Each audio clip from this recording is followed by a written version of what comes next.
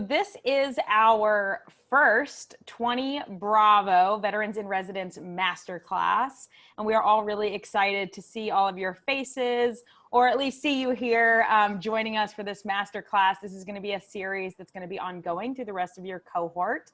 For those of you who don't know me, I'm Liz Marion, and I'm the director of events, mostly virtual events now, as we see at Bunker Labs. But you'll also see me in the online community a lot, and I recognize a lot of your faces. And I'm joined by Shelby on our team, who's playing the awesome tunes. And then none other than our programs director, Nick Bradfield, who's going to be leading our conversation. I want to encourage you, if you have any questions for our guest, please drop them in the chat. As always, this is a bunker meeting, so please feel free to chat amongst yourselves in the chat as well. Post your LinkedIn, post where you're calling in from and your cohort. As Shelby said, show some cohort pride for veterans in residence. But without further ado, I'm going to pass it over to Nick so we can get this thing started. Awesome. Thanks, Liz. Thanks, Shelby. And thank you, everyone, for joining us today. I am super excited to kick off this masterclass series. These are going to be events specifically for your VIR cohort. And I couldn't think of a better person to start it off than my good friend, Larry Long. A little bit about Larry. He is a ball full of energy to start. He's a superstar college athlete. He spent some time in the corporate world, then spent some time as an entrepreneur, and ultimately ended up leading sales teams at some of the fastest growing startups in the area. So he knows a lot about a lot of things, especially sales and just how to stay positive and overcoming adversity. So Larry, welcome, my friend. Thank you for joining us. Wow, Nick, I appreciate that kind intro. I don't know if you know, but you're making me blush over here. Come on, dog, don't do that. I want to say thanks for having me. Thank you, Liz. Thank you, Shelby. Thank you to everyone that took time out of your day from the East Coast to the Midwest to the West to spend time with us. We're going to make sure that we make this worthwhile. Awesome. Well, tell us a little bit about yourself, Larry. Oh, goodness gracious. Where do I start? I'm currently the director of collegiate sales for a software company called Teamworks. And we believe that teamwork makes the dream work. I know it's cheesy, but that's my middle name. You'll have to bear with me. But we sell software to elite athletic teams. And I'm looking through, I see we got Houston represented. We don't work with the Astros. Austin, y'all don't have a pro team, I don't think. We do have the San Antonio Spurs. They're a client. I think my man Jake had on the Boston hat. Funny story. I played baseball at University of Maryland. And then in 2001, I went to spring training with the Dodgers and the Red Sox. I know some of y'all are like, did he just pull out a pink bat? Yes, I pulled out a pink bat. I'll tell you the story why I keep the bat by my side everywhere I go. But Jake, I feel you on that Red Sox hat. They're a client of ours over at Teamworks as well. We also work with the evil empire, those New York Yankees. Sorry about that. But essentially our job, we have a communication platform to help athletes stay connected all in one place. It's kind of like the Google suite on steroids, which as a baseball player, I shouldn't say, but I will. I like to stir it up. And then we just acquired a company out of Birmingham that's a social media platform to allow athletes to tell their story. Before that, as Nick said, I've had 12 total stops in my professional career. I guess you could say I'm a journeyman. I've worked for big publicly traded companies, mid-sized companies, but really I found my niche in the startup space. And where Nick and I, it's amazing, Nick, rewinding back, that was probably 15 years ago when Nick and I worked together at StageWorks. And they had an exit 3 years ago. So I've really been fortunate, really been blessed that when they exited, they actually wrote me a check, and I've been able to invest in small businesses, which is really, that's my passion. I've always talked to small business owners, but now it's like, hey, Larry, put your money where your mouth is. And there's nothing better than writing a check to a business owner who needs it and is passionate about their business and wants to get after it, but they need that resource. So that's kind of the short journey. I grew up in VA medical centers. Both my father and my mother worked for Department of Veterans Affairs. So from Tuscaloosa, Alabama, to Danville, Illinois, to Grand Island, Nebraska, to Coatesville, Pennsylvania, all the way to central office. I've been in VAs pretty much my whole life growing up. Played baseball at University of Maryland. My father was a track guy. Sister was a track gal. I was the black sheep, literally and figuratively, playing baseball. I'm like, Dad, it's okay. I get to run after I hit it. That's a joke, but it's all good.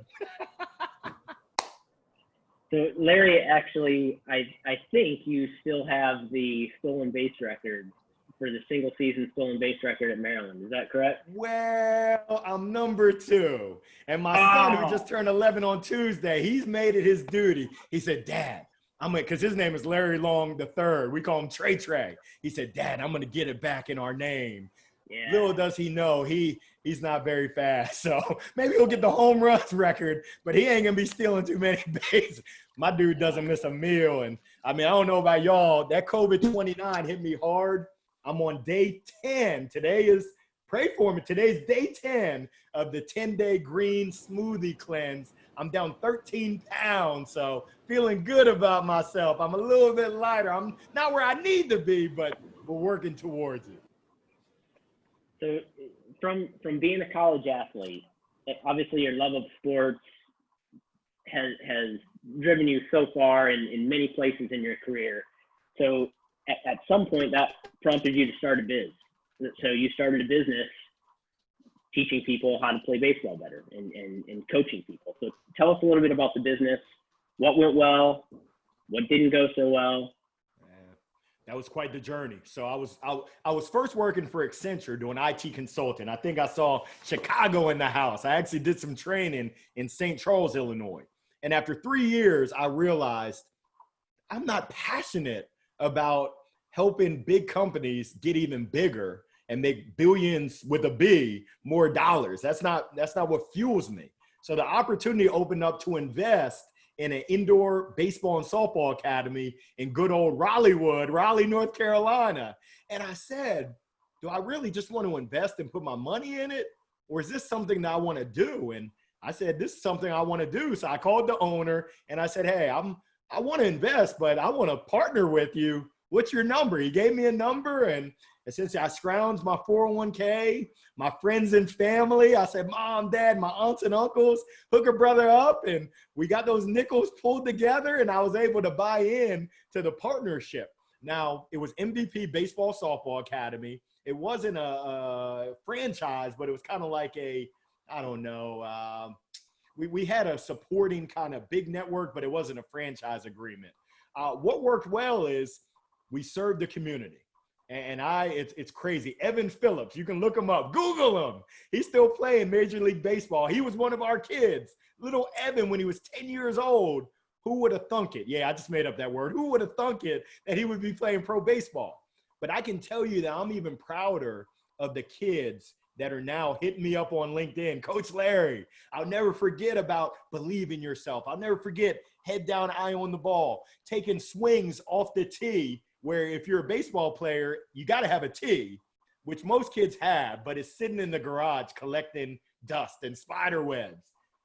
That tee is only as good as you taking those cuts and getting those repetitions in, working on your game. So that went great. We were able to help so many young men and so many young women to develop life skills through the game of baseball and softball.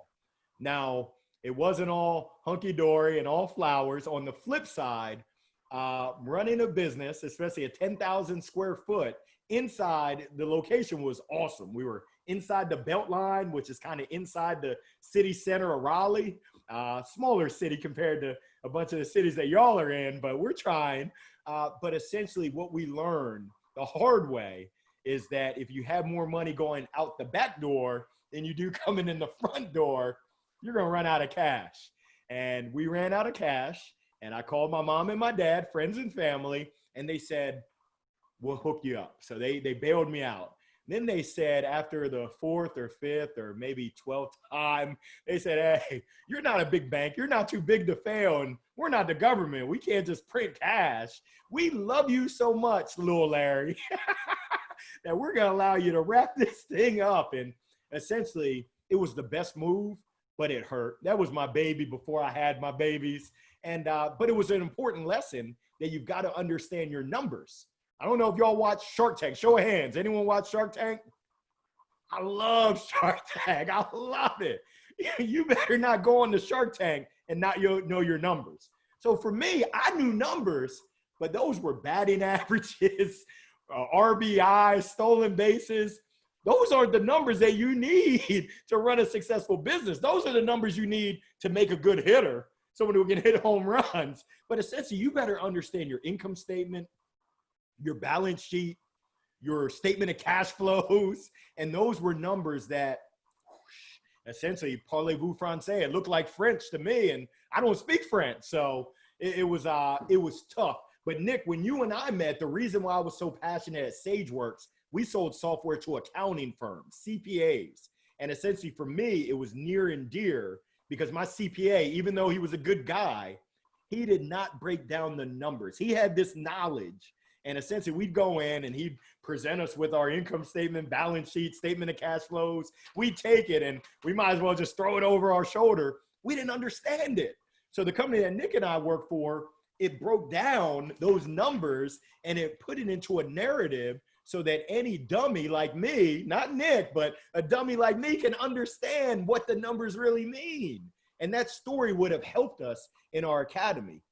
Hey guys, you guys have too much money going out the back door. You got to find a new revenue stream in the front door or else you're going to go out of business.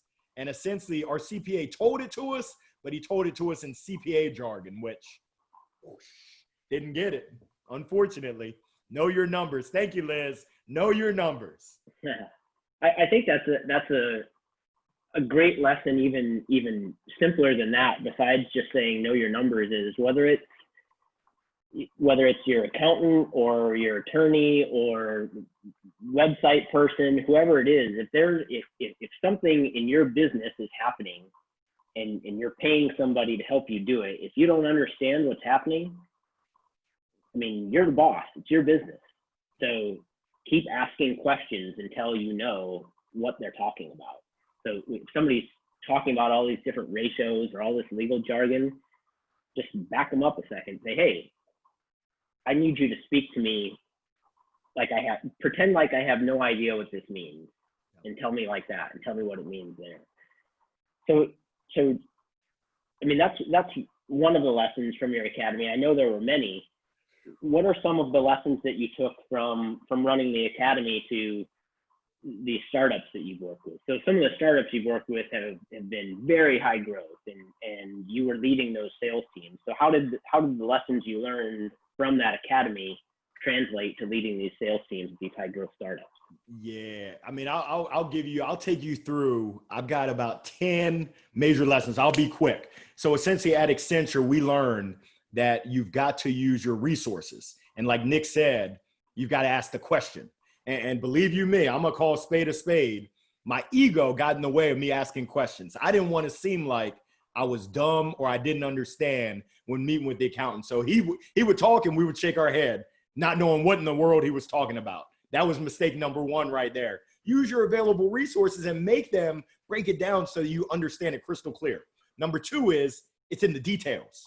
When I was at Accenture, my billing rate was $150 an hour. That's not what I made. That's what the company made off of me. You better make sure you dot every I, you cross every T, because the little things mean so much. There was a study done, and you might remember him, Nick, Jay Borkowski from SageWorks. Oh, yeah. He talked about it, how there was a study done of horse racing. And I like to gamble, but not on horses. But they looked over the course of a season, and the times between the number one horse, number two horse was minuscule. It was like tenths of a second. But then you look at the purse, the money that they made, and it was millions of dollars. That example right there tells me that the little things, on average, mean a lot. So essentially what I've learned is when you're in a startup, you're on a grind.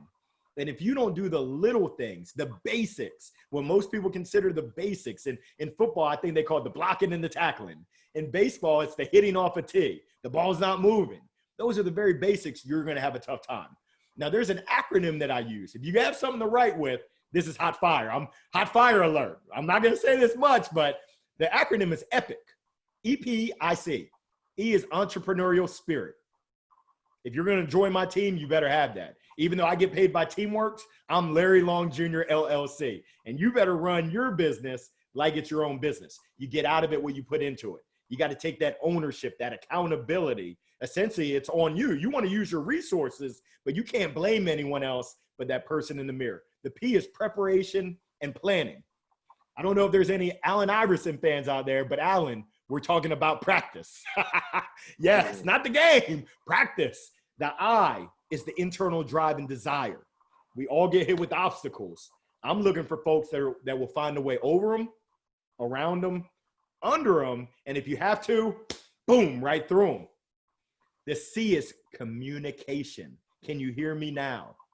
Written communication, verbal communication, and the key to communication is by design. There was no mistake made in the reason why we have 2 ears and 1 mouth. I suffer from, and it's hereditary, a condition called logorrhea.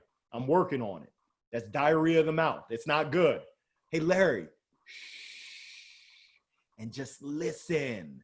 Ask a question. Tony Robbins says it best. The most successful people ask the toughest questions. Therefore, they get the best and the toughest answers. I'm in sales so many times, my reps, they want to go soft. They want to dance around. No, I'm going to look you in the eye and ask, hey, Nick, do you have budget for this? And then I'm going to be quiet. I'm going to listen to not only what you say, but also how you say it. I've got a little dog. I'm afraid of dogs because most dogs, they like dark meat, right? I got a little dog, Pomeranian, Shaq. I love Shaquille O'Neal. He's 4.8 pounds. That's my dog. I can tell little Shaq, hey, Shaq, you're the best daggone dog out there. And he's going to be like, uh-oh, what did I do? Not because of what I'm saying, but because of how I'm saying it. Now, I'm not going to compare people and our prospects to dogs, but I am. It's not what you say, it's how you say it. So those are the keys right there, the communication. In addition, I'm going to triple down on the C's. You got to be curious. Curious George, that was one of my favorite books growing up. You want to be naturally inquisitive. Who, what, when, where, why, and how. Remember, when I think about sales, I think that we're playing matchmaker. You're matching your product and or service and or thoughts or ideas with someone else's needs, wants, desires, challenges, hopes, dreams, aspirations. And if you can make that match, we're selling. It's a transfer of energy as well, but selling is helping. So many times people think about sales and they're like, I'm not in sales, because they think about the used car salesperson that might not be looking out for your best interests. When we could go to the malls, it's the person in the mall kiosk, the little kiosk that they want to squirt the lotion in your hand. No, I'm not Ashy Larry, not today. I'm moisturized. I don't need lotion. There's no match there. You can't sell me anything. So that curiosity. The other one is confidence. I think Kevin Hart, one of my favorite comedians, says it best. Say it with your chest. You got to be confident. And if you practice, if you prepare, if you plan, that confidence just comes naturally. The last C, and I'm going to wrap it up. I'm going to drop the mic for your next question, Nick, is care. C-A-R-E. It's the give. Is there HR in the house? It's the give a damn factor. Do you actually care? So many people kind of go through life and they just don't care. You can't be on my team if you don't care. And essentially the saying goes, your actions speak so loud, I can't hear what you're saying. So you say you care. And I talked with a group this morning, essentially we talked about care. Number one, self-care, mind, body, and soul. It's kind of like when you fly. They tell you, put your oxygen mask on first before you put on the oxygen for anyone else. It's the same thing. How are you going to take care of your colleagues, your clients, your prospects if you're not taking care of yourself? It catches up to you. And I know we're in some tough times. I hear it all the time from some of the individuals and organizations, but you've got to prioritize. And essentially, if you don't put yourself first, I'm not saying be a me monster. There's a difference between being a me monster. I need to trademark that term. We've all worked with and we've all been around me monsters. That's not what I'm saying. But it's self-care. It's making sure that you're taking care of what you need to take care of first. So what you got for me, Nick? I hope that was helpful. No, man, that's great stuff. That's what I love, is just teeing something up to you and letting you run. That's where the value is, not listening to me. So one thing you said, you kind of skipped over. I mean, you said it, but you went over it pretty quickly. But the little things mattering. And so to expand on that a little bit, when Larry talks about the little things mattering, for years, however long we've known each other, after every sales call, he sends a handwritten note to somebody. So that separates him from 98%. Some things never change, Nick, but now Yep. I'm keeping my droplets to myself. So I've had to get creative, which is another C. Goodness gracious. I guess I got quadruple C's, creativity. I take a picture of them now, and then I either send it via email, LinkedIn, or text. I'm getting creative now. Got to keep the droplets to myself. I saw the young lady with the mask on earlier. Yeah. I love it. So one more question for me, and then we're going to open it up to the audience. So when you were, as you've been a part of all these different startups, what are some of the similarities? I mean, all of them have been wildly successful, and you've been running the sales teams on them, so you've been a big part of their success.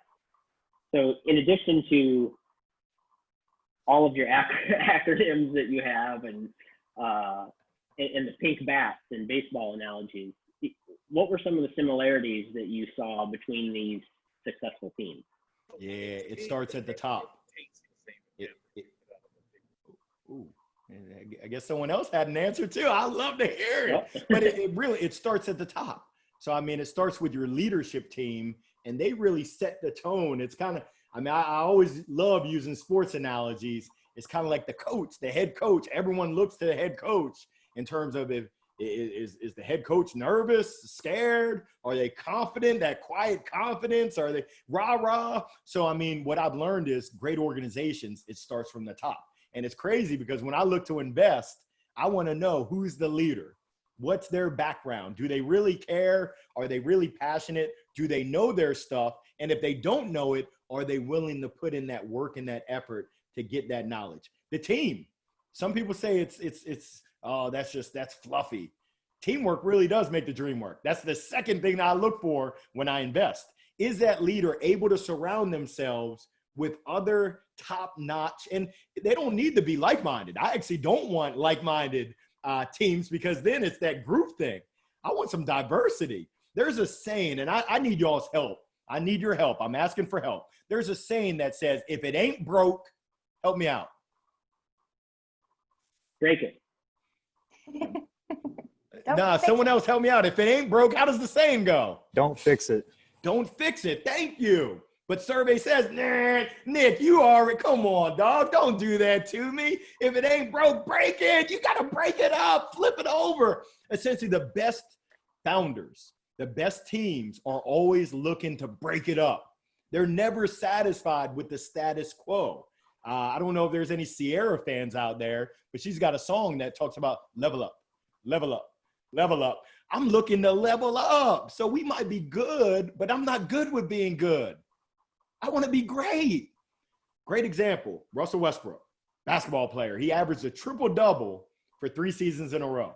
During the offseason, he was still working on his game, trying to level up. For my team, we try to level up in 5 areas. Number 1 is the company.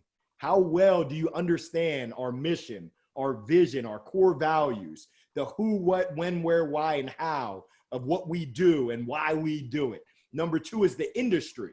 And for us, it's industries. We serve the athletics industry, collegiate athletics, the Big Ten, football is coming back, the NCAA basketball is coming back. So you're saying there's a chance. Thank you. What's going on with the Pac-12? For those out there on the West Coast, shake up, break it up, the Pac-12. That's the industry. The product, you got to know your product. And this can go for you. Do you know your product, what you represent? Number 4 is your tools and resources, internal and external. Who are your allies? Who are your partners? Who are your referral sources? And then number 5, and this is key, selling skills. And I call it skills because you can grow and you can work on your skills. So if I'm going to be honest, right now I'm a 7 when it comes to selling skills. I'm tough on myself, but essentially there's a lot of areas that I can level up, like listening. Larry, get the mic out of your hand and give the mic to your prospects. Hey, Larry, why don't you get closer to your clients so that you can learn a thing? If you're talking, all you're doing is repeating what you already know, and no one cares about that. I appreciate it, Shelby, for the music. My favorite radio station is a radio station called WIIFM. I don't know if y'all have heard of it. It's not country music. It ain't even rap, not hip hop, but it's the station that all of your prospects are tuning in. And I appreciate that, EB. I see you, Eric. I see you. What's in it for me? That's all people want to know is you're saying all this stuff, but what's in it for me? Hopefully what's in it for you is just some new nuggets, some new knowledge that you can walk away with and actually put something into action that's going to help propel you and help level up so that you can get to that next level. So I hope that's helpful. That's awesome. And I forget how many acronyms you actually have. You got an acronym or a list for everything. Every time I talk to you, you're like, with them, just rattling these things off. Top 5 things, Nick. Here's what you need. And I'm like, oh, man, I didn't bring my pen. So I'm going to open it up to the audience a little bit. I see in the chat here there are a few questions. So if you're trying to leverage a nonprofit for a partnership, what would your advice be to set their minds at ease about becoming partners? Or if you're a for-profit business? Yeah, I mean, it's demonstrating that you really care about their cause. You care about them.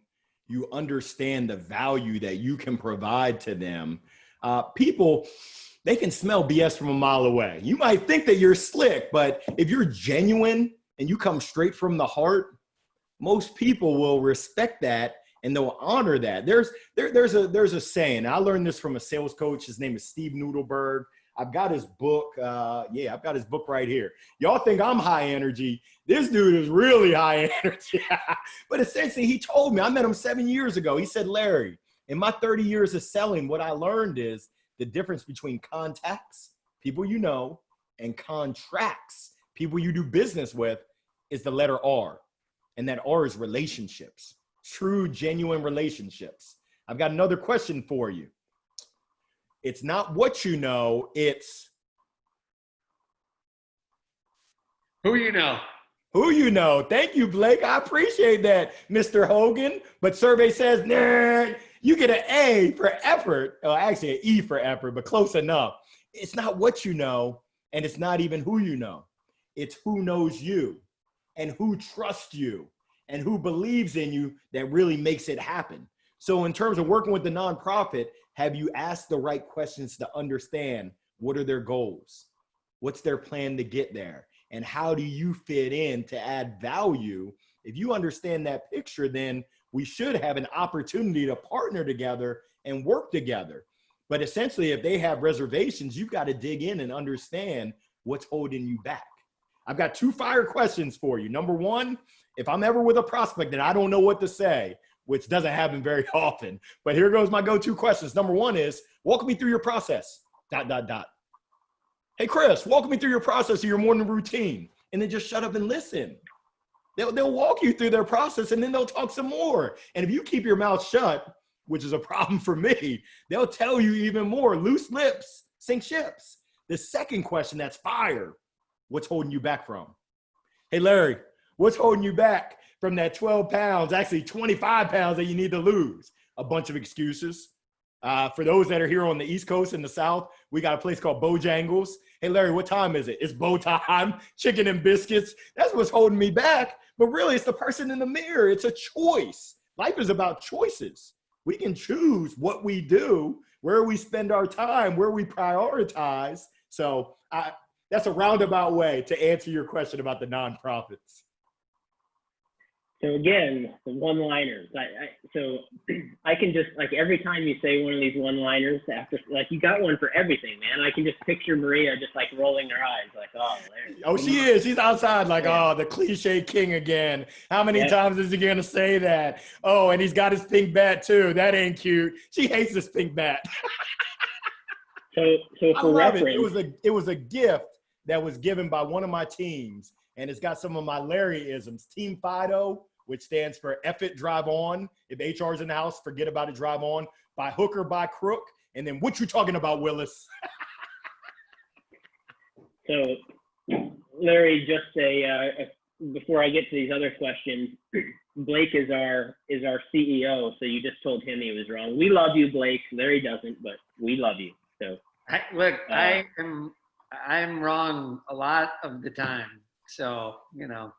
We've got that in common, Blake. I feel Yeah. you, dog. Look, I don't want to be known as somebody that got everything right. I want to be known as somebody that gets shit done. So nice. Yeah. Well, we will move on to the next question from Austin. Larry, is would you say the communication or lack thereof could be the make or break of a partnership or team? 1000%. Communication is key. And I live in the communication world. You can ask, I don't know if there's any college football fans, but Herm Edwards at Arizona State, he's the head coach there. We work with 63 out of the 65 Power 5 football programs. The only 3 we don't have, Ed Orgeron at LSU, Wake Forest, which is right down the road from me, and then Mike Leach's old program at Washington State.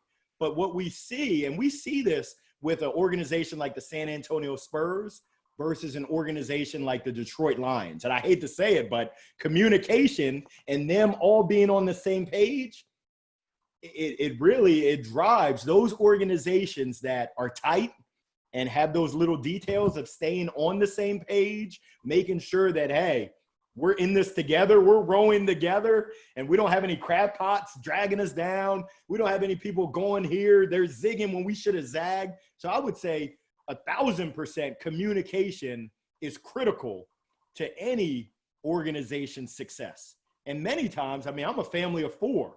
I got my son just turned, he just turned 11 on Tuesday. My daughter turns 7 next month. My wife is from Argentina.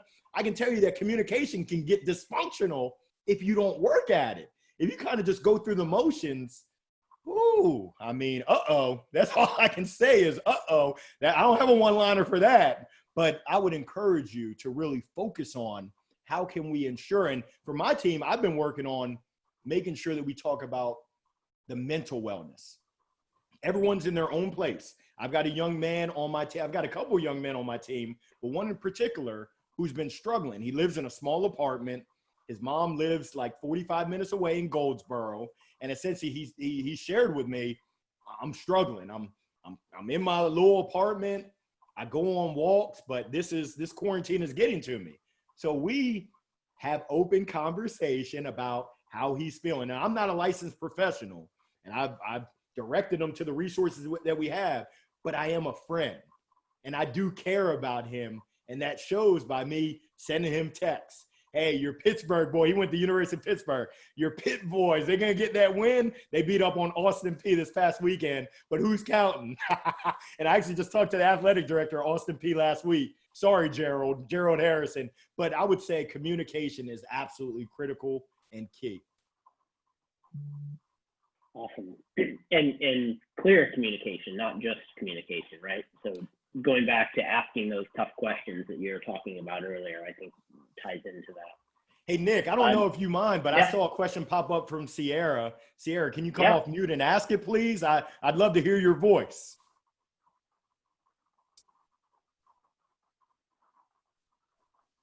I think the mute monster might have got you. I think the question was around care. You talk a lot about caring about your prospects, but how do you care about someone that you've never met? That's a great question right there. And essentially, you've got to answer your own way. For me, I care about all people.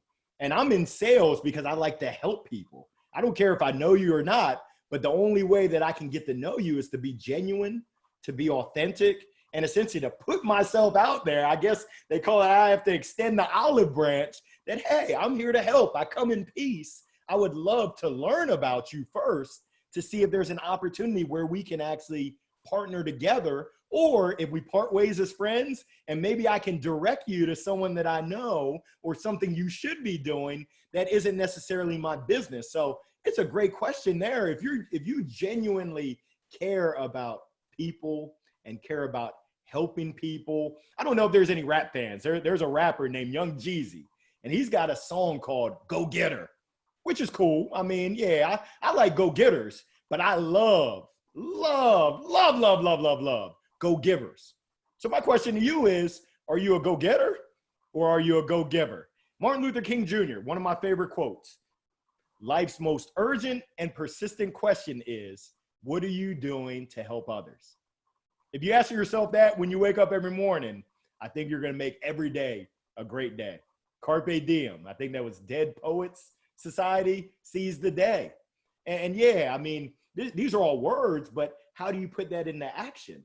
Once again, right now, to show I care, we're sending care packages to some of our clients. We go on to Amazon, we look at what do they like. I mean, essentially, Liz, you're out there in San Diego, I might hook you up with some Padres gear, and it's not gonna break the bank. On Amazon, you can put a little note there. Hey, Liz, so glad to hear that the smoke lifted. Glad that you're safe. Enjoy this Padres hat. Just don't show it to my man Jake. JT over there rocking the Boston hat. I'm probably gonna hook him up with a Scam Newton, not jersey. I can't afford that, but maybe a wristband, like the sweat. But essentially, it's just being creative. It's putting your thinking cap on and being creative. I can tell you one of the best outreach efforts that we had. It got us Clemson's department. Dan Radakovich is the athletic director at Clemson. We said, Dan Radakovich, it was a box. And in the box, it had a sleeve of golf balls. Y'all don't know this, but I'm Tiger Woods' cousin. I know he had a bad day today. I'm Larry, hit it in the woods. But boom. Yeah, I got dad jokes out the wazoo. I appreciate a couple courtesy laughs. Other people are like, that's not funny. You're right. My wife says the same thing. That's not funny, but I love it. That's one of my favorite jokes. But we sent him a sleeve of golf balls that said Teamworks. We sent him a Yeti mug. What else did we have in there? Goodness, a handwritten note. There was something else. Shucks. One of those little iPhone portable chargers. Now, we did have to invest a little bit for all those goodies, but we sent it to him, and essentially he looked at it and said, wow, this is unique. Not everyone is sending, actually no one's sending me anything. If they're gonna send me something, they just send me papers, and normally it's bills or asking for money. He was like, wow. So he passed this to his deputy athletic director, who got the ball rolling. We're already working with 6 of your teams. Why don't we work with your whole department? That opened up the conversation. That little detail right there, the little things, I can't say it enough, mean a lot. I'll give you another example. Hands in the air. For the people I can see, hands in the air if you're on LinkedIn. Okay. I'm on LinkedIn all the time. I live on LinkedIn. Appreciate it, Blake. I see you, dog. On LinkedIn, when I send messages, if I really want to set myself apart in a sea of sameness, in a sea of black boxes, I want to be a green triangle. I'm still a black box, but I want to be a black box and a green triangle. Essentially, I'm going to go in, and on the mobile LinkedIn, you can send an audio message. It's amazing. Your voice might not sound like mine, which is good, but I like to get my voice across. And if I'm really feeling gully, I'm going to do a video message. You just put your phone on selfie view, put it on video, and you can go ahead and record, and then you can send that. Or you can use the native within LinkedIn Mobile and send a video message. I'll give you all a crazy story. It was Monday, and I'm in the world of sports. I had sent a connection request, 2 weeks ago to Jerome Bettis, the bus. He owns like a granite stone company up in Pittsburgh. I didn't expect that he would accept it. Dude accepted it. So what did I do? I do what I do best. I sent him a voice message. I said, what's going on, JB? And then I sent him a GIF, a GIF. I don't know what you call it. But in LinkedIn, you click the little plus button. They give you GIFs. I typed in Jerome Bettis. It had one of him taking it to the house against the Cleveland Browns for a touchdown. He didn't respond back, but you better believe I'm on his radar. He might be like, who's that crazy guy calling me JB? He don't know me like that. Send me that crazy GIF, however you pronounce it.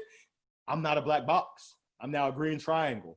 I'm a yellow trapezoid. I'm learning that from my daughter in first grade. What's a trapezoid? That's been 40 plus years. I don't know what a trapezoid is, but whatever it is, that's what I want to be. Larry, I don't know how you keep all these one-liners in there.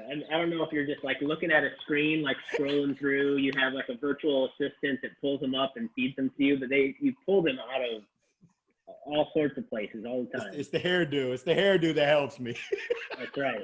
Mine's getting a little long, but so we are fairly close to wrapping up. I do want to, I know there's a few questions in the chat still.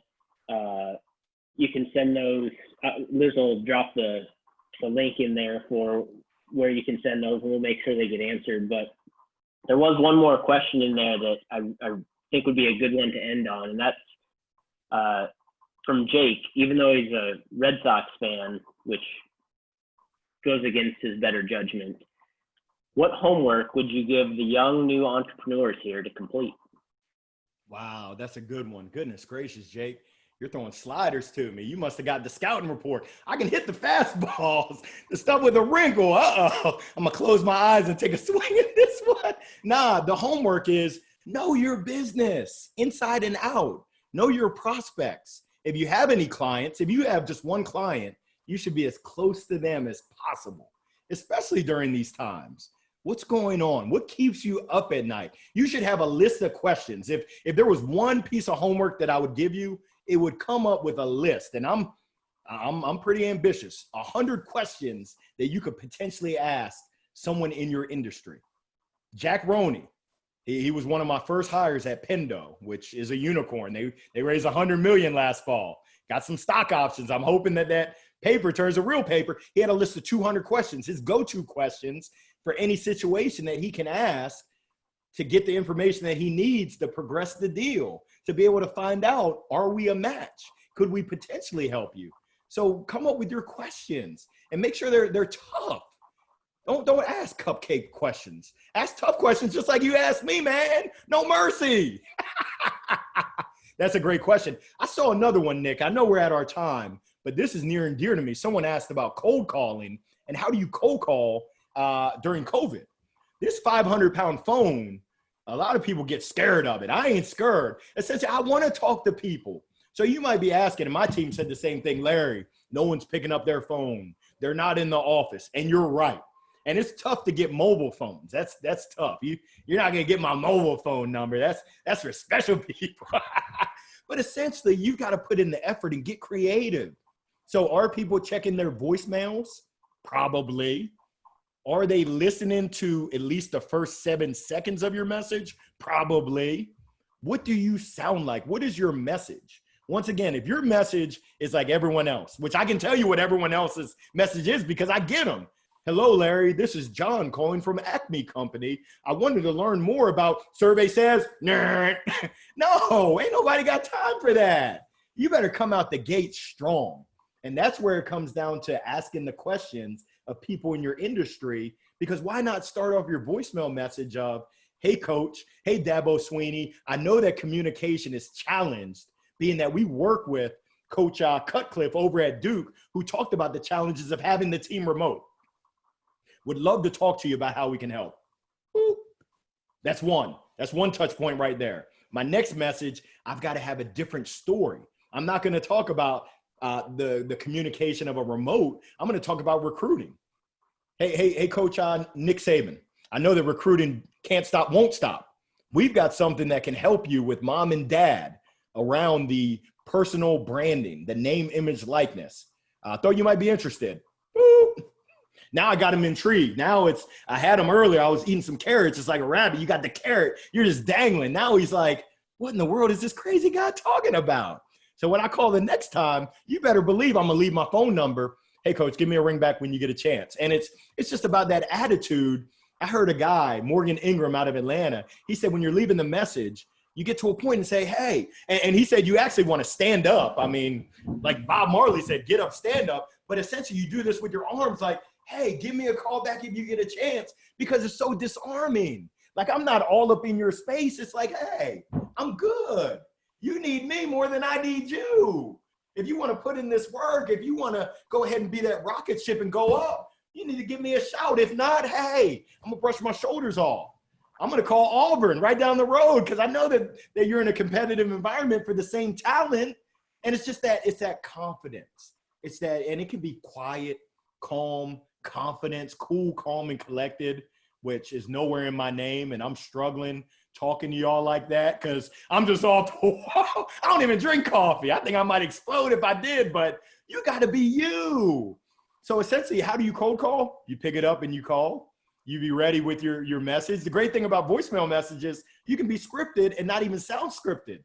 You got it all laid out and you can go ahead and present it if you need to. You press the pound sign. You can re-record it and re-record it. Just don't mess up and send it. Uh-oh, made a mistake. But then you can own it. You can call back and say, hey, coach, I messed up. That was not my best foot forward. People are human beings. Someone asked me, I was in Atlanta on a speaking engagement in February. They said, hey, Larry, how do you prospect into the C-suite? The C-suite, I mean, Blake, I'm going to ask Blake, do you watch Netflix? Do you ever watch Netflix? Man, kind of. Do you watch sports? So the C-suite watches sports. They watched the Country Music Awards last night. Yeah, y'all didn't know I get down like that. I didn't watch it. I was just flipping through and saw that it was on. But essentially, they're people. We're in the people business. People like to be entertained. They like to be educated. They like to live, learn, laugh, self-deprecating. I mean, I talk about my haircut. I talk about my country drawl when I moved from Alabama to Pennsylvania. How old are you, little Larry? I'm 4. 4 what? 4 years old. They said, oh, heck to the nah. You can't talk like that here. People like to smile and laugh. Why not enjoy it? Have fun. Nick, the most important, if you don't get anything from our conversation, the number one most important factor, you got to have fun. You got to have fun. YOLO. The millennials, they call it YOLO. You only live once. We're on a yo-yo. Why not have fun on this yo-yo of a journey? Shoot, life is too short. So I'm sorry, my logorrhea was seeping through. No, it's great. It's great stuff. I just give you the floor and let you go for a while. People will just be writing notes all day long. So I'm not surprised you latched on to that cold call question. So for reference for everyone, when Larry and I met, when we worked together a long time ago, we were making 150 cold calls a day. So that's his sweet spot. Like he's like, how do you make a cold call? He's like, you pick up the damn phone. That's how you do it. But real funny story. This is real quick. My second week at SageWorks, I made 148 calls. I'll never forget David Turlington. I'm gonna shout him out. He said, Larry, come into my office. I was like, oh shucks, am I gonna get a raise? He said, you made 148 calls yesterday. If you do that again, don't come back. I said, uh-oh, they ain't messing around. When they say 150, they mean 150. It ain't 149. It ain't 148. It's 150. So essentially, you got to put in that work. And there were people who were calling fax lines. Why? That doesn't do you any good. Calling fax lines over and over again. No, integrity without compromise. Doing the right thing when no one's watching. Being able to take pride and feel good about yourself. So yeah, that context, I still have flashbacks. That's a lot of calls every day. Yep. Larry, this is awesome. Thank you so much for your time today. One last question, and then I'll turn it back over to Liz to wrap up. This has been fantastic. Lots of great Larryisms today. What can we do for you? Oh, goodness. The best thing that you can do is go out and help somebody. That's the best. That's my only ask. Go out and help somebody. It'll make you feel good. And a lot of people are looking for that magic dust. They're looking for that silver bullet. It's not out there. I hate to crack it to you. But if you work hard and you practice, Allen Iverson, we're talking about practice, and you help others and you're true about just giving and having a growth mindset, you're going to have success. So that's the only thing I ask. I also ask if I can ever help you, please let me know. Do not hesitate. So many times where people are like, he's so busy, or I don't want to put him out. I have those same thoughts. But what I learned is people want to help, but you've got to let them know, hey, do you think you can help me out? I mean, I'll be honest with you. I've got 1 million mini mentors. And Nick, I don't know if you know this, you're one of my mini mentors. I've got notes from our conversation over at Carolina Cafe Carolina, where you helped me with my business. So I thank you. And essentially my goal is to pass that on to others. So if there's ever anything that I can do, do not hesitate to reach out to me. Give me a shout on LinkedIn. I'll give you my cell phone. We'll find time to wrap. lo and behold, I can actually be a good listener and I can give advice. I do like to talk. I'm just keeping it real, but I'll listen to you and try to share something that'll help you get to where you want to get to. Awesome. Thank you so much, Larry. Liz, I'll turn it back over to you so we can wrap up. Amazing. Larry, thank you so much. I think everybody is feeling that energy. We're getting so many comments about that, and definitely necessary to keep us all going through the entrepreneurial journey. Thank you, Nick, for facilitating, and Blake for joining us as well. And something I just wanted to add is that you all had received an invite for October 1st for another VIR Masterclass. Tom has had to reschedule, but we will still be having a Masterclass that day, details to be determined. So don't worry, we will be sending information along shortly about who our next guest will be. But you know, without that being said, I'm ready to go take on the world after hearing Larry, and I hope you all are too. So we'll let everybody get back to their businesses. Thank you so much for attending.